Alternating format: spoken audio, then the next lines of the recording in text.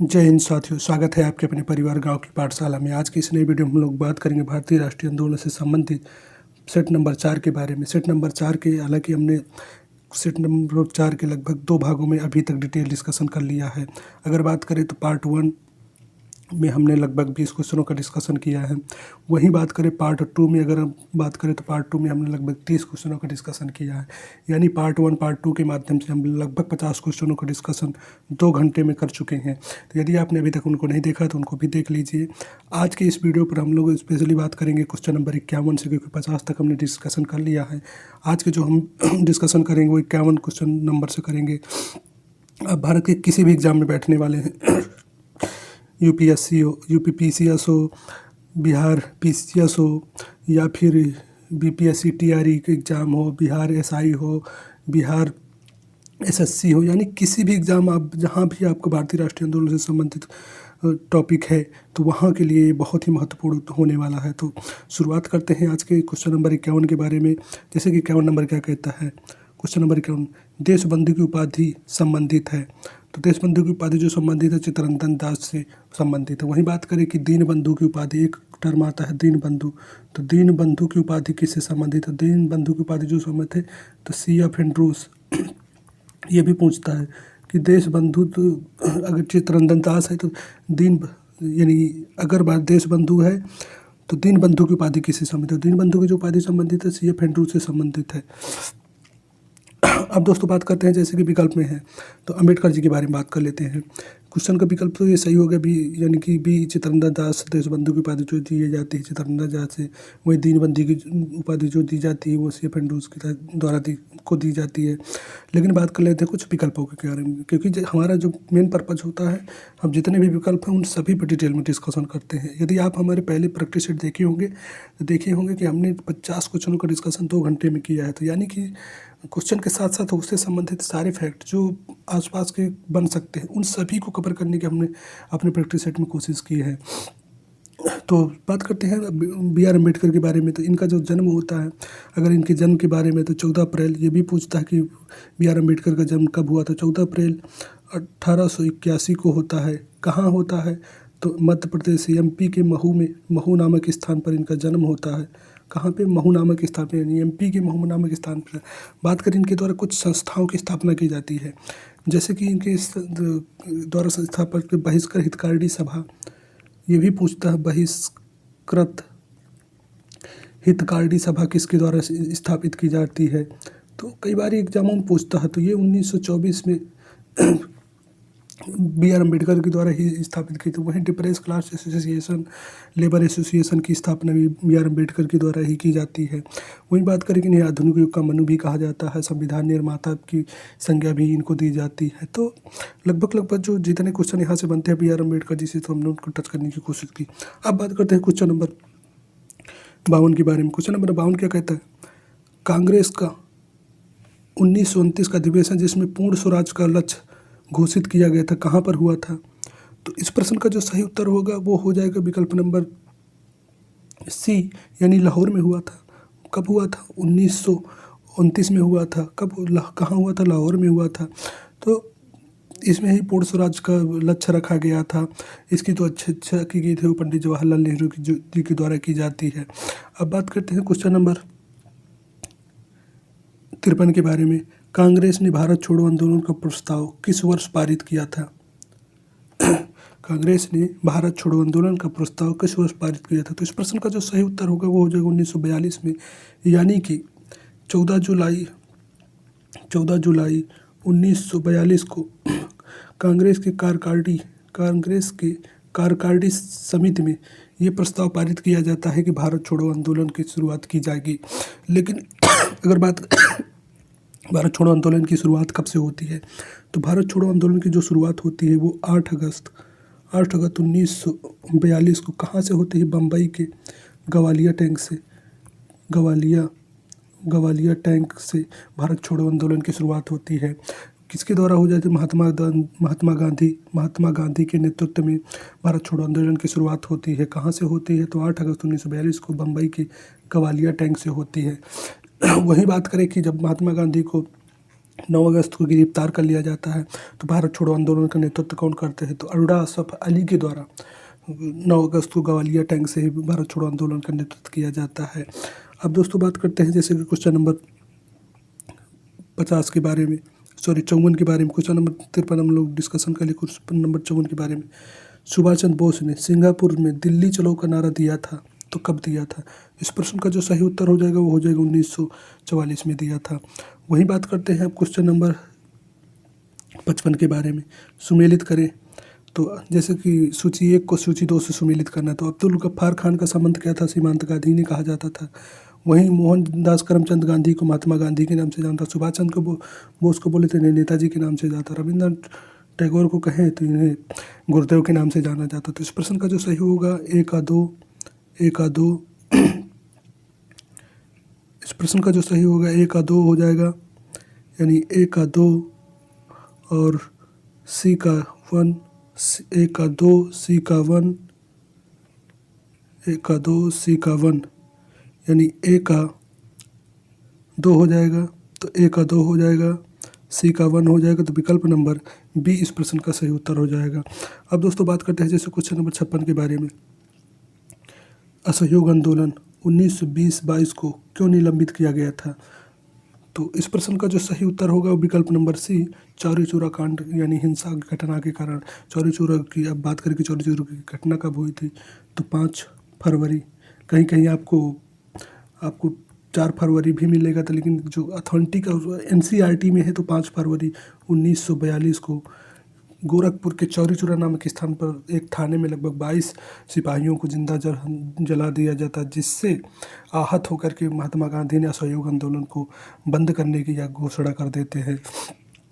अब वहीं से पूछता कि असहयोग आंदोलन की शुरुआत कब होती है, कभी कभी ये भी पूछ लेता है एग्जामों में, आप देखे होंगे प्रीवियस से। तो 1 अगस्त 1920 को असहयोग आंदोलन की शुरुआत होती। वहीं असहयोग आंदोलन समाप्त कब होता है, क्योंकि ये भी एग्जामों में पूछ चुका है, तो 12 फरवरी 1922 को असहयोग आंदोलन की समाप्ति की घोषणा महात्मा गांधी जी के द्वारा की जाती है। अब दोस्तों बात करते हैं क्वेश्चन नंबर 56 हो गए, क्वेश्चन नंबर 57 के बारे में। तो वर्ष 1919 में जलियांवाला बाग हत्याकांड कहाँ पर हुआ था? तो इस प्रश्न का जो सही उत्तर होगा विकल्प नंबर 1, जलियांवाला बाग जो हत्याकांड हुआ था 1919 में अमृतसर में हुआ था। क्यों हुआ था इसको भी हम लोग जान लेते हैं। जब काला कानून यानी कि अगर रॉलेट एक्ट की बात करें तो रॉलेट एक्ट को गठन फरवरी 1918 में किया जाता, लेकिन जो भारत आता है काला कानून बनकर के 1919 में आता, उसके विरोध में जगह जगह पर महात्मा गांधी जी के आह्वान पर विरोध प्रदर्शन किए जाते हैं। तो उन्हीं विरोध प्रदर्शन की वजह से लोगों को गिरफ्तारियां की, जैसे गांधी जी को गिरफ्तार कर लिया जाता है। तो 6 अप्रैल 1919 को दिल्ली से पहले ही गांधी जी को गिरफ्तार कर लिया जाता है। वहीं सैफुद्दीन किचलू, सत्यपाल मलिक जो डॉक्टर सत्यपाल थे, इनको पंजाब में गिरफ्तार कर लिया जाता है। इन्हीं की गिरफ्तारी के विरोध में कुछ लोगों के द्वारा जलियांवाला बाग नामक बाग में एक आंदोलन किया जाता है, यानी कि एक सभा आयोजित की जाती है, जिस सभा में ही जनरल R. डायर के द्वारा O. डायर को यह आदेश दिया जाता है कि गोली चलाने का आदेश दिया जाता है। वहाँ लगभग 400 लोगों की हत्या होती है। तो जलियांवाला बाग जो संबंधित था स्पेशली वो अमृतसर से संबंधित था। आई होप कि आप समझ गए कि अब अगर बात करके जलियांवाला बाग से हत्याकांड से जांच की कमेटी बनी थी, तो कौन सी कमेटी बनी थी? तो जो कमेटी बनी थी अंग्रेज़ों के द्वारा जो बनाई गई थी वो हंटर कमेटी बनाई गई थी। हंटर कमेटी, इसमें 8 सदस्य थे, जिसमें 5 सदस्य अंग्रेज थे और 3 सदस्य भारतीय थी। वहीं अगर कांग्रेस के द्वारा जो कमेटी बनाई गई थी, तो कांग्रेस के द्वारा जो कमेटी बनाई थी तहकीकात बनाई गई थी, तहकीकात कमेटी बनाई गई थी। इसके हेड कौन थे? तो मदन मोहन मालवीय इसकी कमेटी के हेड थे। तो अब बात करते हैं क्वेश्चन नंबर 58 के बारे में। क्वेश्चन नंबर 57 से लगभग काफ़ी हमने डिटेल में डिस्कशन कर लिया है। तो बात करते हैं क्वेश्चन नंबर 58 के बारे में। जैसे क्वेश्चन नंबर 58 क्या कहता है, नमक सत्याग्रह किस ईस्वी में प्रारंभ हुआ था? तो नमक सत्याग्रह जो प्रारंभ हुआ था 1930 में। कब? 12 मार्च 1930 1930 में ये गांधी जी के द्वारा साबरमती आश्रम से नमक सत्याग्रह की 78 अनुयायियों के साथ 24 दिन की, यानी 78 अनुयायी, क्योंकि ये भी पूछता है कितने अनुयायी थे, 78 अनुयायियों के साथ 24 दिन की पैदल यात्रा से करके लगभग 385 किलोमीटर पहुंचकर 6 अप्रैल, क्योंकि ये सारे फैक्ट पूछने वाले, 6 अप्रैल 1930 को 6 अप्रैल 1930 को डांडी नामक स्थान पर पहुंचकर अस्थायी रूप से नमक बना करके इस नमक सत्याग्रह की शुरुआत की जाती है। तो आई होप कि आप समझ पाए हों गांधी सत्याग्रह की शुरुआत कब होती है, तो 12 मार्च 1930 को। अगर बात करें कितने अनुयायियों के साथ, तो 78 अनुयायियों के साथ जाते हैं। फिर बात करें कि कितने दिनों तक पैदल चलते हैं, तो 24 दिनों की पैदल यात्रा के बाद 6 अप्रैल 1930 को दांडी नामक स्थान पर पहुँच करके अस्थायी रूप से नमक यानी बना करके इस नमक सत्याग्रह का विरोध किया जाता है। वही बात करें, आप लोग कमेंट करके बताइएगा कि गांधी जी की इन 78 अनुयायियों में से बिहार से संबंधित कौन थे। आई होप कि आप लोग इस क्वेश्चन का आंसर देंगे। तो अब बात करते हैं क्वेश्चन नंबर 59 के बारे में। निम्नलिखित में किस घटना के कारण भगत सिंह, राजगुरु और सुखदेव को 23 मार्च 1931 को फांसी दी गई थी। तो इस प्रश्न का जो सही होगा वो होगा वर्ष 1928 में लाहौर में सैंडर्स की हत्या के कारण। बात करें कि जब 8 अप्रैल यानी 8 अप्रैल 1929 को भगत सिंह तथा बटुकेश्वर दत्त के द्वारा लाहौर के केंद्रीय असेंबली में बम फेंका जाता है। तो वहाँ केंद्रीय असेंबली में बम सिर्फ फेंकने का इनका ये मकसद होता है कि वहाँ किसी सोई हुई सरकार को जगाना, किसी प्रकार की क्षति नहीं होती। जब उस किसी प्रकार की क्षति नहीं होती तो अंग्रेजी सरकार के इधर उस केस में इन लोगों को दंडित नहीं किया जा सकता। लेकिन जब भगत सिंह के द्वारा 1928 में सैंडर्स की हत्या की जाती है, उसके कारण एक केस बनता है और भगत सिंह, राजगुरु, सुखदेव को 23 मार्च 1931 को फांसी पर लटका दिया जाता है। तो इस प्रश्न का जो सही उत्तर होगा वो विकल्प नंबर 1 हो जाएगा, यानी सैंडर्स की हत्या के कारण इनको फांसी दी जाती है। वही बात करते हैं क्वेश्चन नंबर 60 के बारे में। क्वेश्चन नंबर 60 क्या कहता है, निम्नलिखित में से किस अधिनियम के तहत बिना मुकदमा और बिना दोष सिद्ध के ही विधि न्यायालय में किसी भी व्यक्ति को कैद करने का प्रावधान या प्राधिकार सरकार को दिया गया था। तो इस प्रश्न का जो सही उत्तर होगा विकल्प नंबर 1 1919 का रॉलेट एक्ट। इसी को काला कानून कहा जाता था, इसी को रॉलेट एक्ट के नाम से भी जाना जाता था। बात करें जैसे क्वेश्चन है विकल्प है कुछ है, तो 1921 में सांप्रदायिक निर्वाचन की शुरुआत हुई थी। वही बात करें कि इसमें पार्लियामेंटो सुधार के नाम से भी इसको जाना जाता है। अगर इसके बाद 1935 के बारे में बात करें तो इसमें फेडरल न्यायालय की स्थापना होती है। फेडरल न्यायालय की स्थापना होती है 1935 के भारत शासन अधिनियम के द्वारा ही। बर्मा 1937 में भारत से अलग हुआ था। बर्मा कब 1937 में भारत से अलग हुआ था। अगर और बात करें कि तो 1935 से क्या संबंधित है, तो 1935 में वहीं पर इसमें जो भारत के संविधान में बहुत सारे जो प्रावधान लिए गए, जैसे आपातकाल का प्रावधान लिया गया है, उपबंध लिया गया है, भारत शासन अधिनियम से ही लिया गया है, 1935 से ही लिया गया है। तो ऐसे काफ़ी प्रावधान है जो इससे उठा करके डायरेक्ट इस पे भारत के संविधान पे ले लिया गया है। दोस्तों अब बात करते हैं जैसे कि क्वेश्चन नंबर 61 के बारे में। गांधी इरविन समझौता 5 मार्च 1931 किससे संबंधित है, किस आंदोलन से संबंधित है? अगर इसकी बात करें तो गांधी इरविन जो संबंधित है सविनय। तो इस प्रश्न का जो सही उत्तर हो जाएगा वो होगा यानी कि सविनय अवज्ञा आंदोलन के समय से संबंधित है, क्योंकि गांधी इरविन जो समझौता हुआ था वो 5 मार्च 1931 को हुआ था। अगर बात करें कि वो कब हुआ था, कि असहयोग आंदोलन की शुरुआत कब हुई थी, तो असहयोग आंदोलन की जो शुरुआत हुई थी तो सविनय आंदोलन की शुरुआत 12 मार्च 1930 को होती है। 6 अप्रैल 1930 को दांडी नामक स्थान पर पहुंच करके महात्मा गांधी के द्वारा इसका नमक का तोड़ा जाता था, उसमें गांधी में बात करें कि अब जैसे क्वेश्चन नंबर 62 के बारे में बात करते हैं। क्वेश्चन नंबर 62 क्या कहता है, स्वतंत्र भारत के प्रथम महाराजपाल कहें या वायसराय कौन थे? तो स्वतंत्र भारत के जो प्रथम वायसराय थे लॉर्ड माउंटबेटन थे। ये कब बने थे? तो 15 अगस्त 19 1947 को स्वतंत्र भारत के प्रथम वायसराय कहें या महाराज्यपाल बने थे। वहीं राजगोपालाचारी कब बने थे? तो ये बने थे 21 जून को। ये स्वतंत्र भारत के प्रथम भारतीय वायसराय थे 1948 को।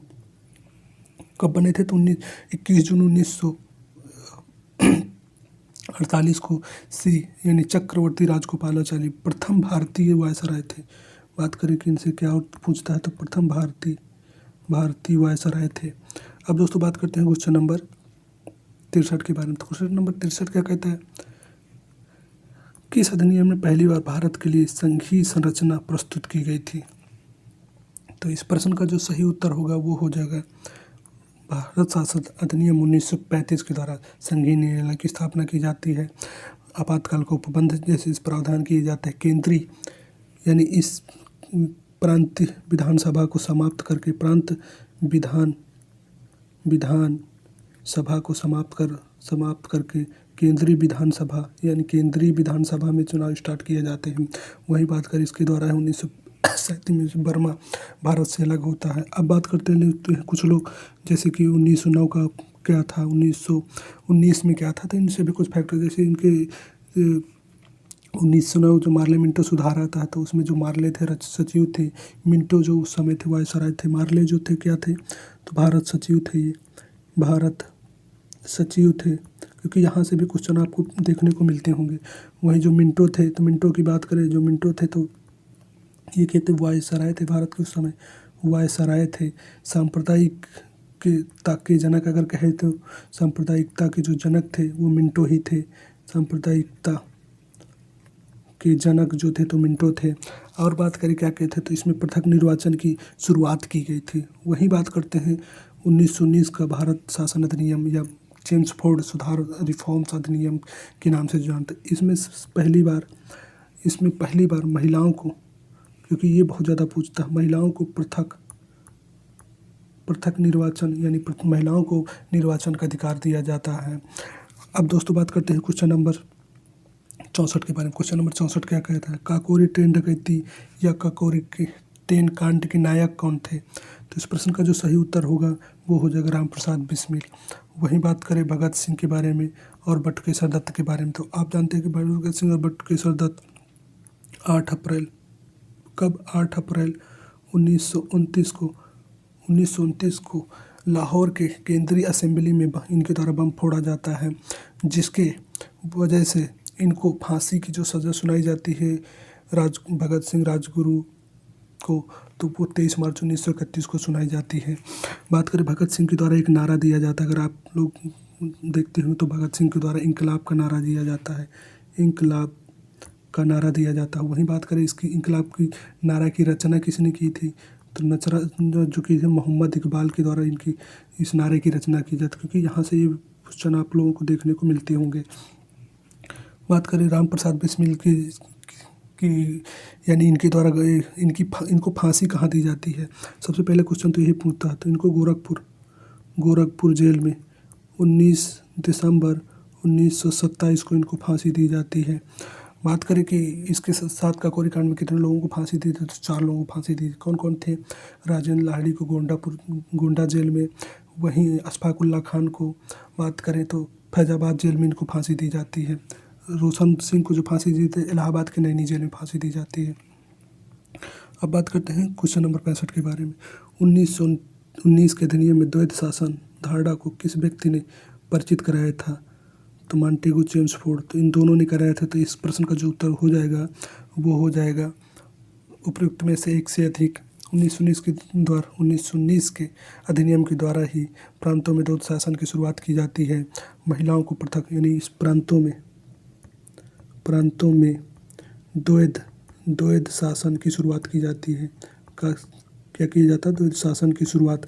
बात करें कि महिलाओं को पहली बार प्रथम निर्वाचन का अधिकार कब दिया जाता है, तो 1919 के शासन मॉन्टेगू चेम्सफोर्ड सुधार अधिनियम के द्वारा ही पहली बार महिलाओं को निर्वाचन का अधिकार दिया। बात करें कि जो साइमन कमीशन बना था, तो इसी कमेटी की जांच के लिए साइमन कमीशन का गठन किया जाता है। अब दोस्तों बात करते हैं क्वेश्चन नंबर 66 के बारे में। निम्नलिखित में से किसने 23 फरवरी 1946 को रॉयल इंडियन नेवी के विद्रोही में आत्मसमर्पण के लिए राजी किया? तो इस प्रश्न का जो सही उत्तर होगा वो हो जाएगा विकल्प नंबर सी, सरदार वल्लभ भाई पटेल एवं मोहम्मद अली जिन्ना के द्वारा। बात करते हैं क्वेश्चन नंबर 67 के बारे में। क्वेश्चन नंबर 67 क्या कहता है?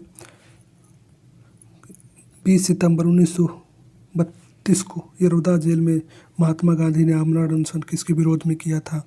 तो इस प्रश्न का जो सही उत्तर होगा विकल्प नंबर सी, रैमजे मैकडोनाल्ड के सांप्रदायिक पंचायत के विरुद्ध में। अब बात करते हैं सांप्रदायिक पंचायत कब बनता है, क्यों बनता है, इससे संबंधित जो भी क्वेश्चन बनते हैं उन सभी के बारे में हम लोग डिटेल में डिस्कशन करेंगे। तो जैसे सांप्रदायिक पंचायत की बात करें तो सांप्रदायिक पंचायत जो बनता है वो 16 अगस्त 1932 को तृतीय गोलमेज सम्मेलन यानी द्वितीय गोलमेज सम्मेलन के बाद रैमजे मैकडोनाल्ड के द्वारा दलितों को इसमें क्या प्रावधान किया जाता है? तो दलितों को पृथक निर्वाचन की शुरुआत की जाती है। इसी के विरोध में 20 सितंबर 1932 को महात्मा गांधी के द्वारा यरबदा जेल में कहीं ना कहीं आमरण अनशन की शुरुआत की जाती है, जिसके फलस्वरूप 26 सितंबर 1932, क्योंकि यहाँ से क्वेश्चन पूछता है इस पूना पैक्ट 1932 में एक पूना समझौता होता है। किनके के बीच में होता है? तो महात्मा गांधी प्लस अगर बात करें तो अम्बेडकर के बीच में पूना समझौता होता है। और इसके महात्मा गांधी एक बार फिर यानी अम्बेडकर को समझाने में सफल होते हैं कि ये जो पृथक निर्वाचन की शुरुआत की जा रही है इसको रोक करके एक अलग निर्वाचन ना कराया जाए। तो जो जैसे ये पूछता है कि पूना पैक्ट कब हुआ था, तो 26 सितंबर 1932 को कब होता है पूना पैक्ट, यहाँ से जनरली यही पूछता है कि पूना पैक्ट या पूना समझौता कब हुआ था। तो 26 सितंबर कब होता है? 26 सितंबर 1932 को पूना समझौता होता है। बात करें क्वेश्चन नंबर 68 के बारे में, तो 1939 में पहली बार महात्मा गांधी ने देसी राज्य में नियंत्रित जनसंघर्ष चलाने की विशेष तकनीकों को अपनाया। उन्होंने अपने एक निकट सहयोगी सत्याग्रह करने की इजाज़त दी। वह निकट सहयोगी कौन थे? तो इस प्रश्न का जो सही उत्तर होगा वो हो जाएगा, जो सही उत्तर होगा इसका क्या हो जाएगा? राजकोट में वल्लभ भाई पटेल, यानी कि विकल्प नंबर सी, राजकोट में वल्लभ भाई पटेल जी थे। अब बात करते हैं क्वेश्चन नंबर 69 के बारे में, क्योंकि थोड़ा तेज़ी में हम लोग डिस्कशन करेंगे, क्योंकि काफ़ी लंबा जब डिस्कशन खिंच जाता है तो उसमें ये होता है कि काफ़ी वीडियो लंबा हो जाता है तो फिर रिस्पॉन्स इस हिसाब से नहीं मिलता। तो आई होप कि हम थोड़ा डिस्कशन को फास्ट करेंगे। निम्नलिखित आंदोलनों में से किसमें महात्मा गांधी ने भूख हड़ताल को एक हथियार के रूप में पहली बार प्रयोग किया था? इस प्रश्न का जो होगा 1918 का अहमदाबाद मिल मजदूर हड़ताल। हालांकि ये क्वेश्चन कई बार आपको बीपीएससी टीआरई के एग्जामों में पूछ चुका है। यदि आप प्रीवियस पेपर बना रहे होंगे तो आपको देखने को मिलता हो पहली बार भूख हड़ताल कब करते हैं, पहली बार यात्रा कहाँ से कहाँ करते हैं। तो यात्रा की बात करें तो डरबन से प्रिटोरिया की जब यात्रा कर रहे होते हैं महात्मा गांधी, तो इनको मेरिट्सबर्ग या पिट्सबर्ग मार्टिन्स में इनको उतार करके अपमानित किया जाता है। वहीं बात करें कि प्रथम बार कांग्रेस के अधिवेशन में महात्मा गांधी कब प्रतिभाग करते हैं, तो 1901 के अधिवेशन में। उसकी अध्यक्षता कौन करता है? दिनसावाची अडुल्ची के द्वारा अधिवेशन की अध्यक्षता की जाती है। वहीं अगर बात करें प्रथम सत्याग्रह कौन सा था, तो इनका जो प्रथम महात्मा गांधी का प्रथम सत्याग्रह था वह चंपारण सत्याग्रह था। महात्मा गांधी ने कब प्रथम बार पैदल यात्रा कब की थी? प्रथम बार पैदल यात्रा, ये भी क्वेश्चन कई बार आपको देखने को मिलता होगा। तो जो कि नटाल क्षेत्र में 1908 में ये पैदल यात्रा करते हैं। तो ऐसे कुछ जनरली क्वेश्चन आपको बार बार देखने को मिलते होंगे। अब दोस्तों बात करते हैं 70 के बारे में, क्वेश्चन नंबर 70 के बारे में। जलियांवाला बाग में गोली चलाने का आदेश दिया था तो किसने दिया था? तो इस प्रश्न का जो सही उत्तर होगा वो होगा REH डायर, यानी R डायर के द्वारा ये आदेश दिया जाता है। और O डायर यानी जो वहाँ के जर्नल थे तो उनके द्वारा जलियांवाला बाग में हत्या मतलब गोलियाँ चलाई जाती हैं। उसमें से लगभग 400 लोगों की मृत्यु हो जाती है, जिसमें 4000 से अधिक लोग घायल होते हैं। तो अब दोस्तों बात करते हैं क्वेश्चन नंबर 71 के बारे में। इस प्रश्न का जो सही उत्तर होगा वो होगा R डायर। महात्मा गांधी को सर्वप्रथम राष्ट्रपिता किसने कहा था? तो इस प्रश्न का जो सही उत्तर होगा सुभाष चंद्र बोस ने कहा था। वहीं बात करते हैं क्वेश्चन नंबर 72 के बारे में। क्रिप्स मिशन 1942 के असफल होने का सबसे महत्वपूर्ण कारण कौन सा था? तो इस प्रश्न का जो सही उत्तर हो गया वो होगा ब्रिस्टल चर्चिट का प्रतिक्रियावादी होना।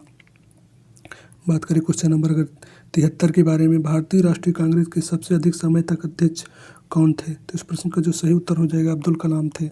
सबसे पहले कब हुए थे? तो 1923 के अधिवेशन की अध्यक्षता इनके द्वारा की जाती है। फिर इसके बाद 1940 के अधिवेशन की अध्यक्षता की जाती है।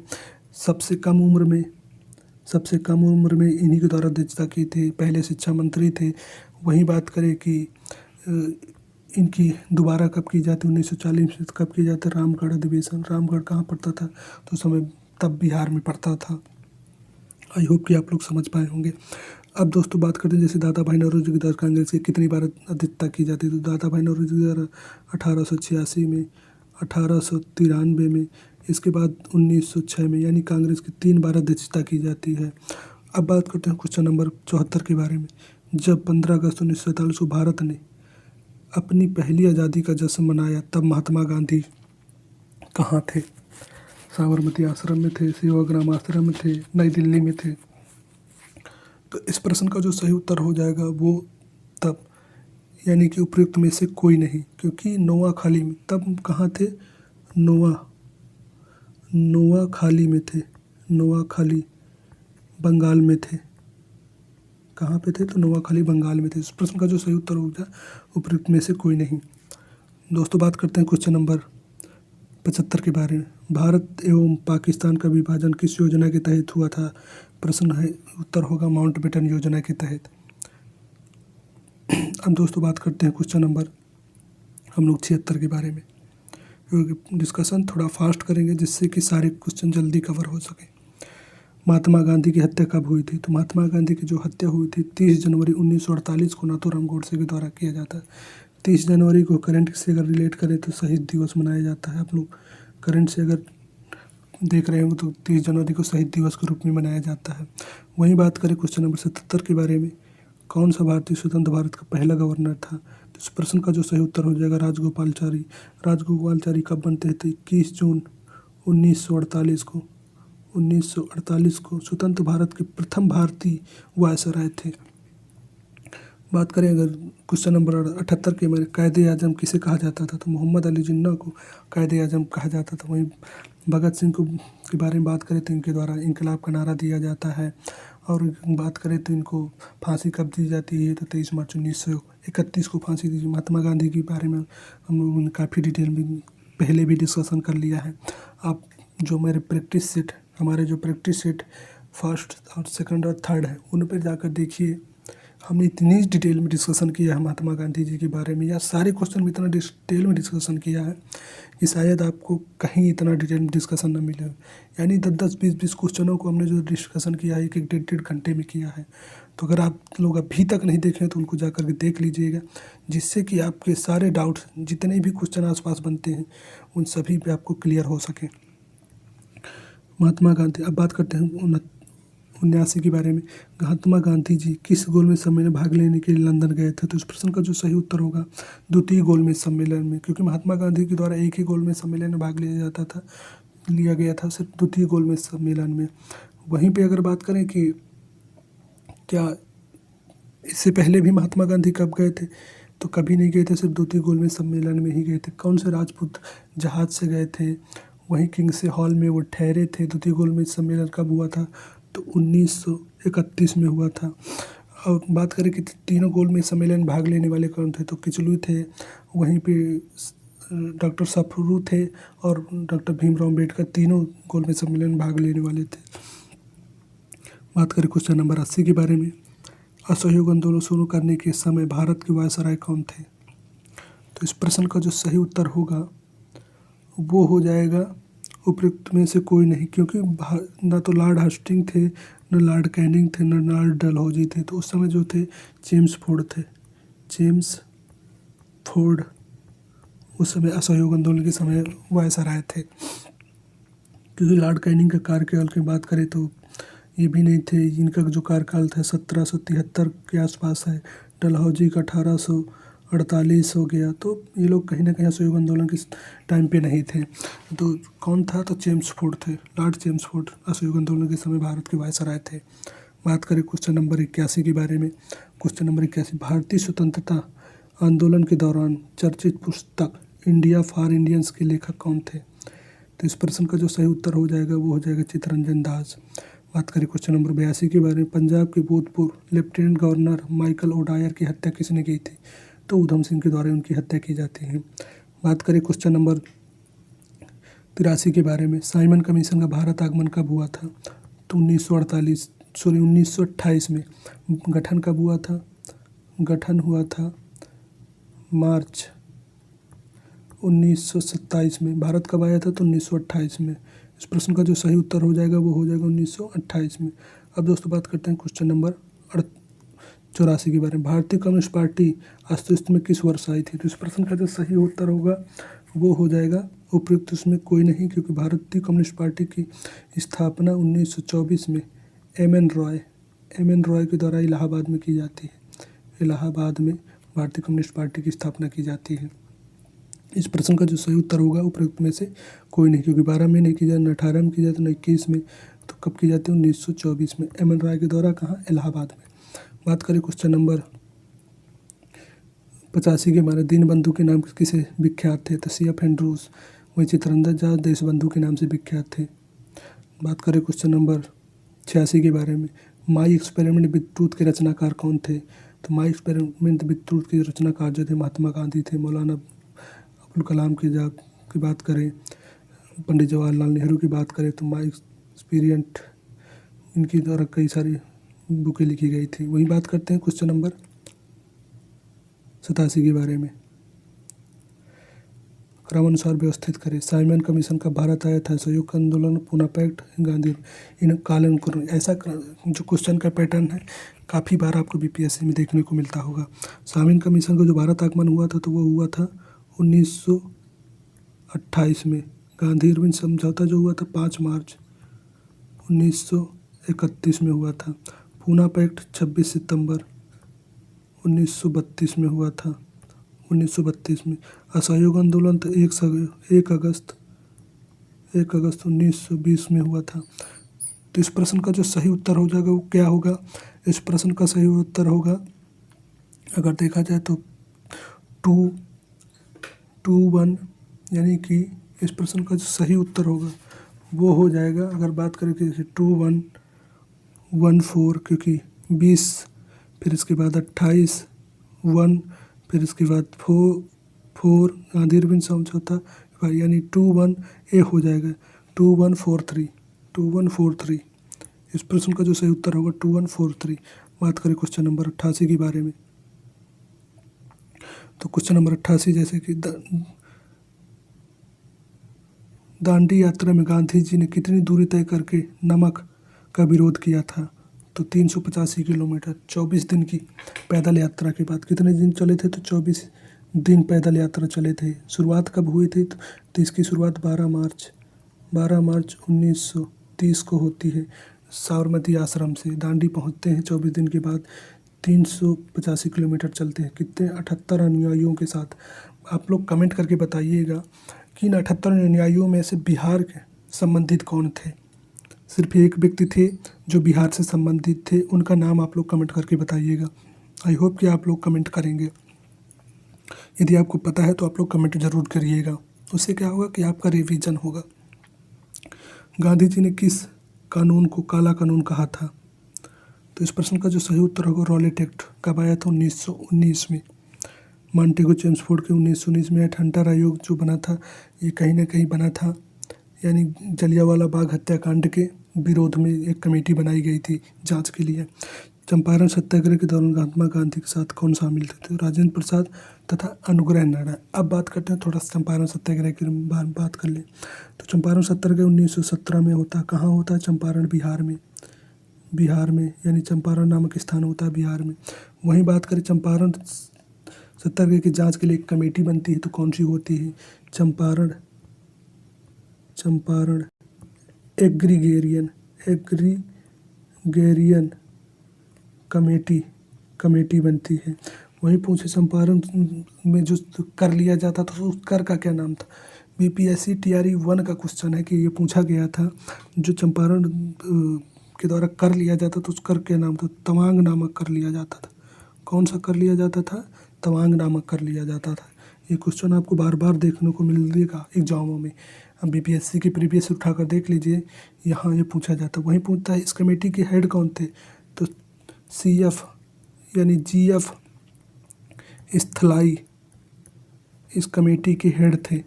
बात करें कौन सी कमेटी, चंपारण गिरगिरियन कमेटी, उनमें कौन कर लिया जाता था, तवांग नामक कर लिया जाता था। इसके हेड कौन थे, तो जीएफ स्थलाई थे। ये क्वेश्चन आपको बार बार आपको देखने को मिलते होंगे। बात करते हैं क्वेश्चन नंबर 91, कौन आज़ाद हिंद फौज से संबंधित नहीं है, तो इस प्रश्न का सही उत्तर होगा आरसी दत्त। ढिल्लो संबंधित थे, जनरल मोहन सिंह संबंधित थे, सुभाष चंद्र बोस संबंधित थे। संबंधित कौन नहीं थे, तो आरसी दत्त। रमेश चंद्र दत्त नहीं संबंधित थे। स्वराज पार्टी की स्थापना किस वर्ष की गई थी, तो 1923 में। कब की थी, तो मार्च 1923 में।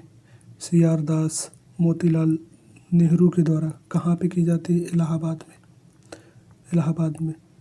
एक जनरली यहाँ से क्वेश्चन पूछता है जो पूछता है कि यानी स्वराज पार्टी को बहुमत कहाँ मिली थी, तो बहुमत जो मिली थी वो मध्य प्रांत में मिली थी। अब प्रीवियस ईयर पेपर बनाइए, वहाँ पे आपको ऐसे क्वेश्चन देखने को मिल रहे होंगे। बात करें 93 के बारे में, कांग्रेस का प्रथम विभाजन 1907 के सूरत अधिवेशन में हुआ था। दूसरा कब हुआ था, बम्बई की 1918 में। प्रथम अधिवेशन नरम दल गरम दल दोनों अलग हुए थे, राज बिहारी बोस की अध्यक्षता में हुआ था। दूसरा हसन इमाम थे। इसकी कौन अध्यक्षता कर रहा था, तो हसन इमाम बम्बई के अधिवेशन की अध्यक्षता करे थे 1918 में। बात करते हैं क्वेश्चन नंबर 94 के बारे में, किसे लोकप्रिय नाम लाल कुर्ती कमीजों के रूप में जाना जाता है, तो इस प्रश्न का जो सही उत्तर होगा वो तो हो जाएगा कि अब्दुल गफ्फार खान के जो सदस्य थे, खुदाई खिदमतगार के सदस्य, वहीं आज़ाद हिंद फौज के दोनों के जो सदस्य थे वो लाल कुर्ती कमीज के नाम से प्रसिद्ध थे। बात करते हैं क्वेश्चन नंबर 95 के बारे में, भारतीय राष्ट्रीय कांग्रेस ने 1947 में देश के विभाजन पर सहमत हो गई। इसका मुख्य कारण था कांग्रेस बड़े पैमाने पर सांप्रदायिक दंगों को टालना चाहती थी। तो इस प्रश्न का सही उत्तर हो जाएगा विकल्प नंबर सी, इस प्रश्न का सही उत्तर हो जाएगा। बात करें 96 के बारे में, वर्ष 1919 में पंजाब में हुए क्रूर अत्याचार के विरोधास्वरूप ब्रिटिश सरकार ने प्राप्त सर की उपाधि किसने लौटाई थी, तो रविन्द्रनाथ टैगोर जी ने। वहीं बात करें कि और किसने लगाई थी उपाधियाँ लौटाई थी, तो जो महात्मा गांधी थे कि सार्जेंट की उपाधि केसरे हिंद की उपाधि लौटाती है। वहीं जो एक पूछते हैं कि वायसराय के कारकार्डी सदस्य कौन थे, तो के नारायण थे। यानी के नारायण के द्वारा इस वापस लौटा दिया जाता कि भी पार्टी से अपनी मतलब के नारायण के द्वारा भी उपाधि लौटा दी थी। ये पूछता है जनरली पूछता कि वायसराय की कारकार्डी से किसके द्वारा उपाधि लौटाई जाती, तो के नारायण थे। वहीं सर की उपाधि रविन्द्रनाथ टैगोर के द्वारा लौटाई दी जाती। तो ऐसा क्वेश्चन आपको देखने को मिलते होंगे जनरली। बात करें क्वेश्चन नंबर 97 के बारे में, स्वतंत्रता प्राप्ति के समय महात्मा गांधी थे तो कांग्रेस के सदस्य नहीं थे। ये बात हकीकत है, बी नंबर इसका सही उत्तर हो जाएगा। स्वतंत्रता प्राप्ति के समय कांग्रेस के सदस्य नहीं थे। बात करें जलियांवाला बाग नरसंहार में भारत का वायसराय कौन था, तो इस प्रश्न का जो सही उत्तर हो जाएगा विकल्प नंबर सी, लॉर्ड चेम्सफोर्ड थे। कैनिंग के कार्यकाल नहीं था, करजन का 1905 था, कैनिंग के भी नहीं थे। तो ये कौन सा सही होगा, इसका हो जाएगा लॉर्ड चेम्सफोर्ड थे। अब बात करते हैं क्वेश्चन नंबर 99 के बारे में, कौन सी पुस्तक जवाहरलाल नेहरू द्वारा लिखी गई थी, तो डिस्कवरी ऑफ इंडिया जवाहरलाल के द्वारा लिखी गई थी। वहीं बात करें India means freedom, Abul Kalam Azad के द्वारा लिखी गई थी। किसके द्वारा, ये प्रीवियस ईयर क्वेश्चनों में पूछी जा चुकी है। अबुल कलाम आज़ाद के द्वारा लिखी गई थी। अब बात करते हैं क्वेश्चन नंबर आज के लास्ट क्वेश्चन और क्वेश्चन नंबर 100 के बारे में। नेहरू रिपोर्ट का अंतिम रूप से अगस्त 1928 में आयोजित सर्वदलीय सम्मेलन में स्वीकार किया गया था। इस सम्मेलन की अध्यक्षता किसने की थी, तो इस प्रश्न का जो सही उत्तर होगा वो हो जाएगा डॉक्टर ए अंसारी। तो इस प्रश्न का सही उत्तर होगा डॉक्टर ए अंसारी। वहीं मोतीलाल नेहरू के बारे में बात करें तो 1919 के अमृतसर अधिवेशन की अध्यक्षता की थी। अमृतसर। महात्मा गांधी एकमात्र अधिवेशन 1924 के कब किया था? तो बेलगाम में किया था। बेलगाम यानी एकमात्र महात्मा गांधी 1924 के बेलगाम अधिवेशन की अध्यक्षता करे हैं। मोतीलाल नेहरू अमृतसर के 1919 के अधिवेशन की अध्यक्षता करते हैं। डॉक्टर अंसारी 1928 में सर्वदलीय सम्मेलन की यानी कांग्रेस की अध्यक्षता करते हैं। तो आई होप कि ये प्रैक्टिस सेट जो हो रहे हैं आपको पसंद आ रहे हों। यदि आपको पसंद आ रहे हों तो आप लोग वीडियो को लाइक कीजिएगा, चैनल को सब्सक्राइब कीजिएगा। और ऐसे ही महत्वपूर्ण, क्योंकि अभी हम लोग 10 से 12 ऐसे ही प्रैक्टिस डेली करने वाले हैं। अब जो करेंगे तो हम डेली करेंगे 100 क्वेश्चन का डिस्कशन करेंगे, साथ में थोड़ा फास्ट रिवीजन की तौर पर लेने की कोशिश करेंगे। डेली सिर्फ एक सेट में 100 क्वेश्चन का डिस्कशन किया जाएगा। तो आई होप कि आप लोगों को पसंद आ रहा होगा। यदि पसंद आ रहा है तो वीडियो को लाइक कीजिएगा, चैनल को सब्सक्राइब कीजिएगा और ऐसे ही महत्वपूर्ण वीडियोस हमसे निरंतर जुड़े रहिएगा। तो आज की वीडियो में फिलहाल इतना ही रखते हैं। मिलते हैं नेक्स्ट वीडियो में एक नए प्रैक्टिस सेट के साथ। तब तक के लिए जय हिंद, जय भारत।